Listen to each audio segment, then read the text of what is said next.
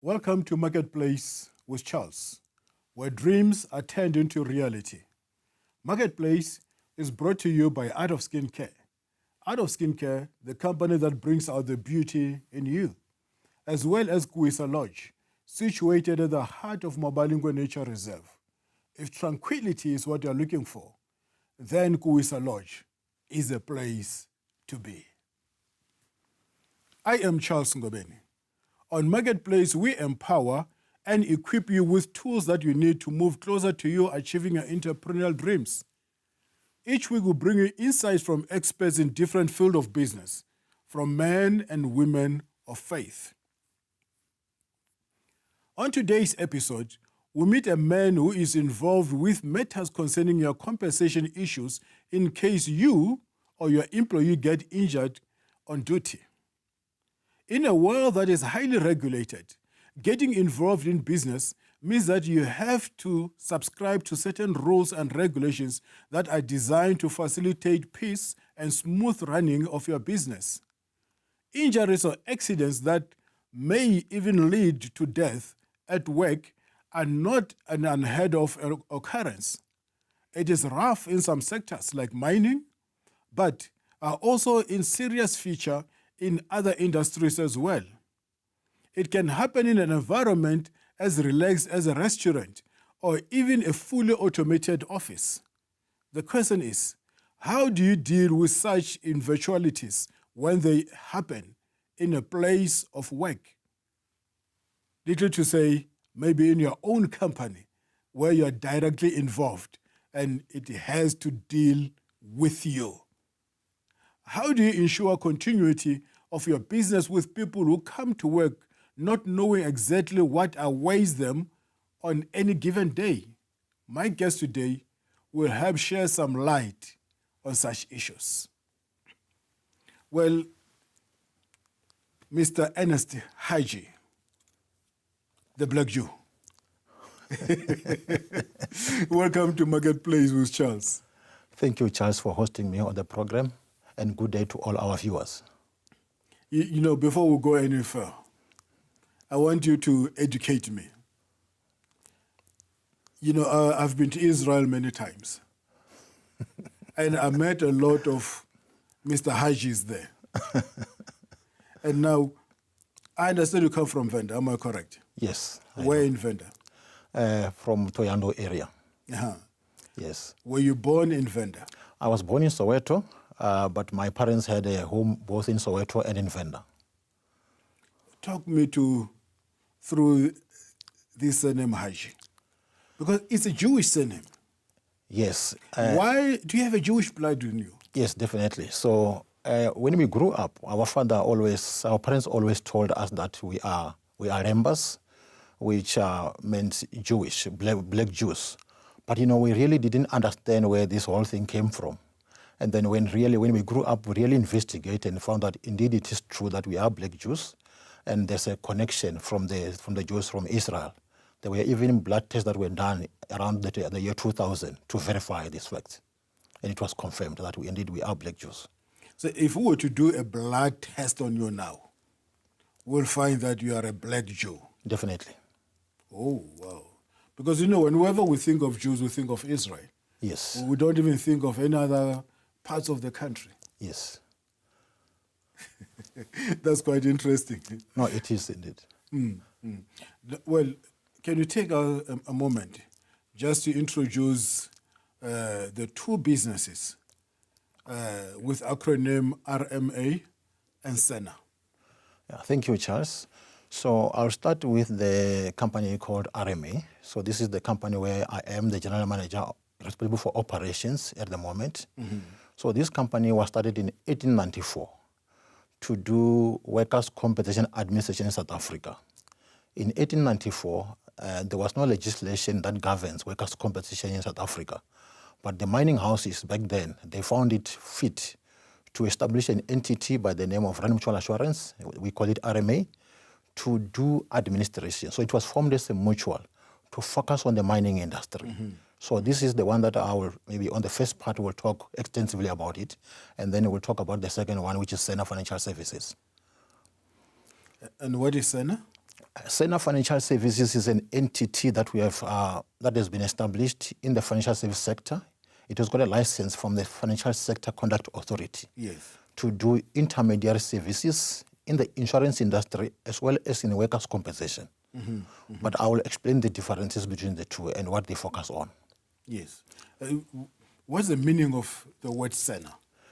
Senna was taken from my origin, as we were discussing earlier on, that I am a black Jew. Yeah. So back then, if you recall, when you read the scriptures, you will recall that the Jewish were at some point captured, and they went to Babylon in slavery for many, many, many years. Yes. And when they were in Babylon, they built a city called Senna. So if you really go and research, you will find that in Babylon there's a city called Senna. And that city was built by the Jews when they were in slavery. So I found it fit that, to trace back my origin, I think it's very suitable to name this company Senna Financial Services. Awesome. Going back to your roots. Definitely. Let's talk about RMA. So when you look at RMA now, so this company was formed in 1894, so that's more than 125 years ago. Yes. And then the main focus, because back then in the mining area, there were a lot of severe injuries and fatalities. So then they formed this entity to really look after the people that were injured and even die in the mining industry. And then in 1941, the government in South Africa then promulgated the first legislation in South Africa, which is called the Workmen's Compensation of 1941. So I think the government at the time, when they promulgated this legislation, they found that there was already an entity that was doing this for the mining industry. And then this entity then spoke to the government then to say, will you allow us to continue to do administration for the mining industry? And I'm sure the government was pleased by then, and then they granted them the license to do that. There is another entity, however, which is called FEM, it's Federated Employers Mutual Association. This was formed in 1936. I'm not sure if they copied what RMA was doing at the time, but they did it for the building industry. So these are the only entities that you find today. So we've got the Compensation Fund, which is the regulator, and then they have granted licenses to the two entities, which is Rand Mutual Assurance, RMA, and FEM. So RMA focuses on the mining industry, and FEM is focusing on the building industry. Yes. And what's the relationship with Senna? Or do you want to explain what Senna is and what Senna does? So now, because if you look at the Compensation Fund, it's responsible for all industries in South Africa. Yes. So, and they're the regulator. And then they give the license to RMA to do mining, iron, steel, and metals, and all other related businesses, which means your garages, your panel beaters, all those are done undertaken by Rand Mutual Assurance. RMA. Yes, RMA. Okay. Then you've got the building and construction. That is done by Federated Employers Association. Now, then all other industries belong to the Compensation Fund. So now, the way I look at the Compensation Fund, it is a big insurance entity, so which offers different benefits. It has got medical aid. So when somebody is injured, it offers medical aid. It offers income replacement. During the time when you are receiving medical treatment, you have to get your salary from the employer or the Compensation Fund. And then from there, it also pays permanent disablement. So depending on the severity of your injuries, they will either pay you a lump sum if your injuries are severe between 1% to 30%. And if its severity is between 31% to 100%, then you get a lifelong monthly pension. But I mean, in the unfortunate situation where you die, then your dependents, that is your spouse and your children, they're entitled to, the children will get a pension up to the point when they reach 18, and the spouse will get a pension for life. So now, we know the two entities are focusing on the mining, construction, and iron and steel. But the fund has got a responsibility to look after everybody. But we find that there's a gap here. Somebody who can really play a role to assist the fund, to represent the employers and the injured employees in making sure that the employers can be able to report the accident to the fund and the injured employees can receive their benefits. Because I'm sure you will agree with me that employers really, it's not their focus, their core business. Their core business, you'll find that they are running restaurants, they are in transport services, they are in various industries. So this is just one way of compliance. So very often when somebody gets injured, you'll find that they will normally just report the accident to the Compensation Fund. And very often they report with very minimal information. The compensation fund now sits with a claim where they can do very quickly because they don't have all the information. So that's why Senna found the gap to say, well, we've got a responsibility to assist all other industries to make sure that the injured people are getting their compensation from the compensation fund. If you speak to the compensation fund right now, they will tell you that really they are battling. They've got a lot of claims that are coming through. The compensation fund normally get about more than 220,000 injuries per annum. But they battle to find the relevant information that can assist them to adjudicate and pay correct compensation to the injured employees. So that's where SENA come in to say, we want to assist injured employees, we want to assist employers to comply with this piece of legislation. It's so sad, man, because we have got this piece of great legislation in the country. Yes. I mean, even if you do not have a medical aid, Yes. if you're injured at work, you're already covered. Yes. You know, even if you don't have a provident fund, and I am not saying people should not have medical aid or provident fund, you know, but I am saying even if you don't have it, if you're injured at work or your spouse dies there, you have got provident fund for life. Exactly. And we do not access this, my people are perishing Definitely. because of lack of knowledge. Definitely. So, Charles, this is part of social security in South Africa, but like you correctly say, most people do not understand this part of the legislation. It is benefit rich, and I'll give you an example. So, when somebody is injured, it pays the medical tariffs that they pay to the service providers are much higher than medical aid tariffs, which means the injured employee doesn't have to pay a cent. The tariffs that the compensation fund pays covers everything. So, and you can be treated up to the period of 2 years if your injuries are severe. It can even go beyond 2 years if the treatment will reduce your disability. I'll give, for example. So you've got people that unfortunately find themselves sitting on the wheelchair. So which means they need lifelong medical treatment. So the provision of the wheelchair when it gets broken to be repaired, they have to go for Euro reviews and other checkups. So those people will be paid, their treatment will be paid for life. Then you come to loss of earnings. During the time when you are injured, the compensation says you have to be paid 75% of your earnings. So if you earn 10,000, it means during that period when you are in hospital, you should be getting at least 7,500 of your salary. So that removes the burden from the employer. It removes the burden from the injured employee and the family. That, you know, you can receive your medical treatment. It doesn't go through your medical aid. You can receive treatment from private hospitals, wherever you want to. So, but very often you find that people, they get injured. They are discharged from their duties because they cannot continue, and they end up receiving medical treatment from the clinics. And that also often results in the disabilities becoming worse because they are not even getting the proper treatment. Let's talk about your role.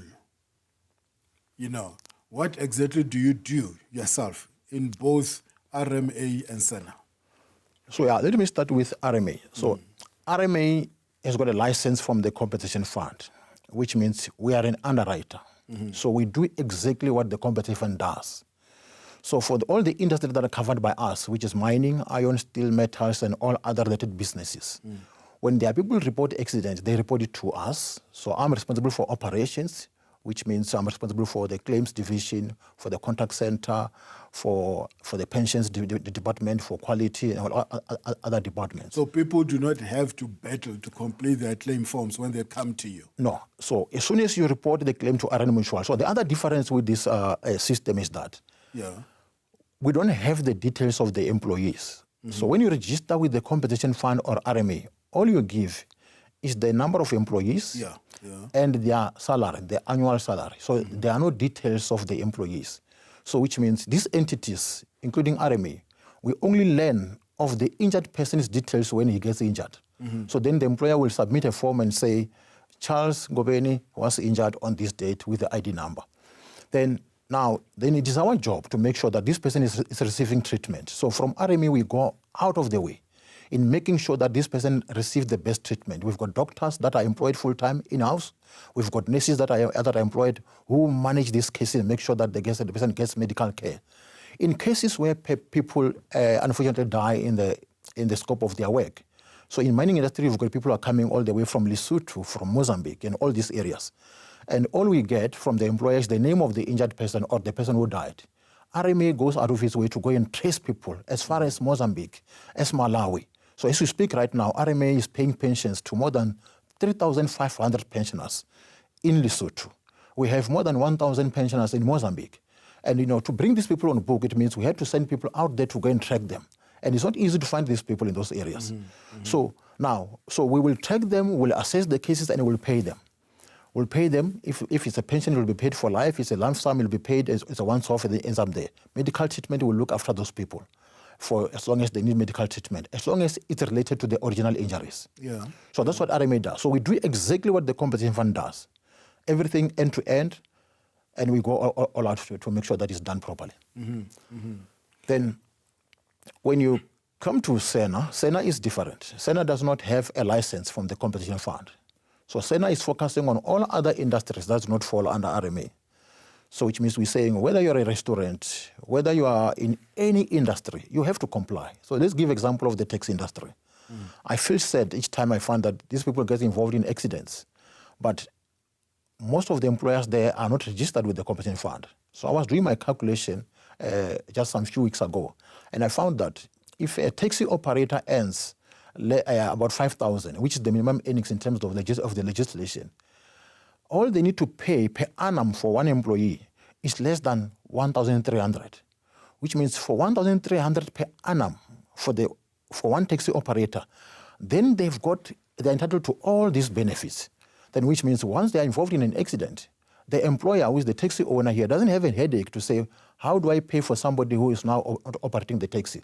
Then you can focus on running your business while you've got a peace of mind that your taxi operator is getting the medical treatment, is continuing to get the salary.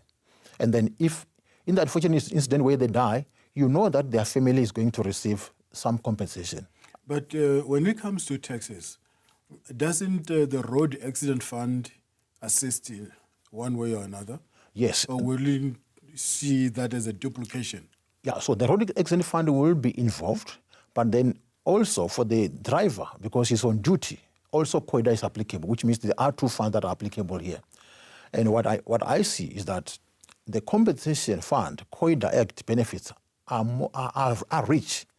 The road accident fund does not pay lifelong pensions, whereas COIDA does. So but what will happen is that you'll find that both entities, the road accident fund and COIDA, should be paying medical expenses. So that's why depending on who paid, then they will offset that again. So if the road accident fund has paid, the COIDA will not pay the medical treatment for medical treatment. Yeah, so that's what will happen. But then other benefits are not exactly the same as the RF pays.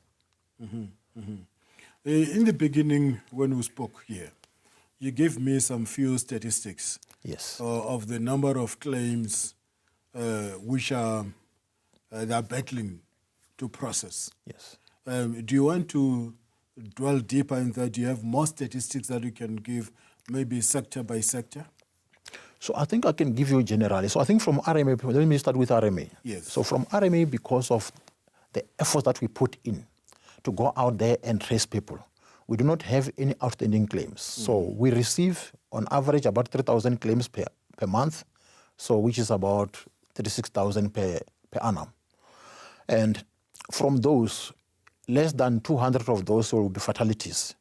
But we make it a point that we track every single person. So we don't have any outstanding. So as we speak right now, at any given point, we'll have about 10 outstanding, which are new cases. We make sure that whenever there's a fatality, within at least 8 weeks, we have traced the family and the family is receiving the benefits.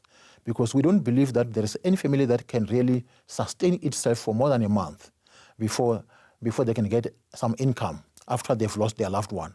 But obviously, we have to respect some cultural practices. Very often, we are too quick to go to the family to trace them and find them. And they will say, please give us time, we're still mourning. Yeah. I remember now, we have got one case where the widow has told us that, give me until July, I'm still mourning. And we have to respect that. But, we would have loved to settle the claim so that she can start to get the pension. But we have to respect that. But then when you come to, I think where the problem is at the compensation fund. The compensation fund, they've got the competence, they've got the people. But now, because employers do not know what is expected, and it's not their core business, the fund is asking for information, is waiting for this information, but it's not forthcoming. And that's why SENA comes in to say, we want to be that intermediary. We are that intermediary that goes out and say, the employer, we know what is required, we know how it should be completed, and then we do everything. We don't just complete the form and send it through. We've got the expertise to assess the claim, just like the way it's done at the fund, which means when the claim gets to the fund, everything is done. All the fund has to do is to process and pay the claim. Is it really compulsory for me to be registered? What does the law say regarding this? Is it a must or is it voluntary? It is a must. It is a compliance issue. It is mandatory. In fact, the Act says if you are not registered, you can be jailed, at least for not more than a year, but you can be jailed. It is an offense. So, and I do know that now the department has now appointed more than 500 inspectors who are going around talking to the employers, checking if people are registered, because the fund is aware that people are not registered. But now, they were not really enforcing compliance the way they should because of other challenges. But right now, they are getting things in order. I know they've appointed more than 500 inspectors. They are going around. And I think in the near future, we'll start to see employers being prosecuted. So that's why I think as a SENA, we're saying to the employers, come, let us assist you to register. It doesn't really cost that much, but it removes the burden from you. But then the other thing that happens here is, even if you are not registered, it does not prohibit the injured employee from reporting the claim to the compensation fund. Yes. So which means anybody who is injured on duty, as long as they can prove that, they can be assisted to report the claim to the compensation fund. And the compensation fund will make sure that the claim is registered and they receive the benefit. They will receive medical treatment. They will receive the benefits. But after that, they will come after the employer. And the Act says, whenever there's an injury, so they can claim full liability of that claim from the employer. So our experience is that a fatality doesn't cost less than 1.6 million. So you can imagine if you're a small entity and you're not registered and one of your employees dies as a result of the accident on duty, it means you will have a tough time. You might find that you are working for the compensation fund for quite some time. Or for the rest of your life. Yeah. So they will make sure that you're not insolvent. The Act is very clear there. They will make sure that you're not insolvent, which means they can get into an agreement with you to say you will have to pay us installment until you cover that expense. So it is important, basically, to be covered. It is important that you are registered. A claim comes through you. Yes. And you process the claim. Yes. And I am not registered. Yes. You will pay the claim. Yes. But at the end of the day, you'll come after me. Yes. To recoup whatever payment you have made. That's what the Act says, yeah, definitely. Oh, I need to be registered immediately then. It is scary, and that's the reality. And now, what is happening? Because companies are out there, like SENA, we're talking to people, they're talking to injured employees. So injured employees are becoming aware, more and more aware, which means employers will start soon finding employees' claims reported to the fund when they're not registered. Wait a minute. I think we need to rush through this now and go through the process of registering, because we can no longer waste time sitting here being not registered. Definitely. What is the process of registration so that I comply with the Act before my employees goes there and claim against me? Yeah, so to register is very simple. There is a form that we normally give to the employees and say, please complete this form. You are assisted to complete the form. It's very simple. Basically, the form will be looking for the employer details. That's the name of your company, the address, the number of your employees, the nature of business that you are in, the salary, the annual salary of your company, and then from there maybe banking details if you so wish, and then from there the details of the directors, and then the proof of address of the company, and then from there your company gets registered. So when you registered, and then from there, the fund will assess you based on what you have declared and say you should pay us this much, and then from there you get a lot of good standing. So every year you will get a lot of good standing to make sure that you are covered. Oh, that's pretty easy. Yes. But let's say your business is not doing well. Yes. I mean, you look at the business. If you look at the legislation, yes, it's a lot. Yes. To start with, you are making money in the business. Yes. But you must pay rent. If it's a franchise, you must pay royalties. You must buy stock. You must pay salaries. You must pay VAT. You must pay tax. And sometimes you must also pay the secondary tax, you know. And then you must pay all the telephone bills and all these other issues. Now here comes MRA and COIDA. I must also pay. I must pay UIF, you know, and all these other things. Let's say at the end of the day, I'm left with absolutely nothing. Is there any exemptions to the requirements? No, there are no exemptions. No exemptions? No. So the only entity that are exempted is the South African National Defence Force and the South African Police. But when we say exempted, it doesn't mean that they don't have to pay their employees. I was reading the Defence Act of South Africa of 2002. Yeah. So it does have a provision that the minister must have a compensation board that when there are claims, they adjudicate and pay. And there, what is interesting, it says that when they appoint the board, they have to have input from the Minister of Labour and the Minister of Finance. Yes. So the Minister of Labour is the one who is responsible for the COID Act. So one can assume that the intention of that is to make sure that whatever is paid to the National Defence Force is not definitely doesn't vary a lot with whatever is payable under COIDA. So which means that they are still kind of like expected to pay those people. Obviously, they've got a lot of things that they've done, that they do for those people. Basically, no exemption. There's no exemption. Everybody must comply. Everybody must comply. Okay. Black Joe, Mr. Hadzhi. Yes. Yes, someone running a business wants to be compliant. Here's someone who is injured from the work and has lost their work, and he was not aware of this. How do they get hold of you, the Black Jew, to assist them? So if you are in the mining industry, you are in iron, steel, and metals, your employer belongs to RMA, you can go to the employer and talk to them, make sure that your claim is registered. But if they are not, then you are allowed to call us directly. You call us on 0860 222 132. So that is our contact center number for RMA. So if you are in those industries. But even if you are lost, we'll direct you to the right place. Then we also have our contact center email address. It's contactcenter@helmutual.co.za. So you can also send us an email to RMA, and then from there we'll look at it, and then from there we'll direct you to the right place. But if you belong to any other industry and you need assistance, you can call Senna Financial Services. Our number is 011-672-0846. And then you can also send us an email to info@senafs.co.za. So even if you belong to either is RMA or FEM, so you go through Senna, you go through RMA, we will assist you. We'll make sure that you end up being assisted. So don't wait for the employer to report if they have not reported. You've got the right to report. And then from there you can be assisted. Awesome. Mr. Hadzhi, thank you for being our guest today, honoring us and imparting this great knowledge, assisting the country, the whole community at large. Thank you very much, Charles, and thank you to your viewers. Well, viewers out there, that's all the time we had for today. And unfortunately, every good thing has to come to an end. I am Charles Ngobeni signing off on Marketplace with Charles. You can get hold of me on www.charlesngobeni.com, or you can go on Facebook, you go and like Charles Ngobeni. You can also go on Instagram, Charles_Ngobeni. If you want a repeat of this, you can watch it over and over and again. Go and subscribe on our channel.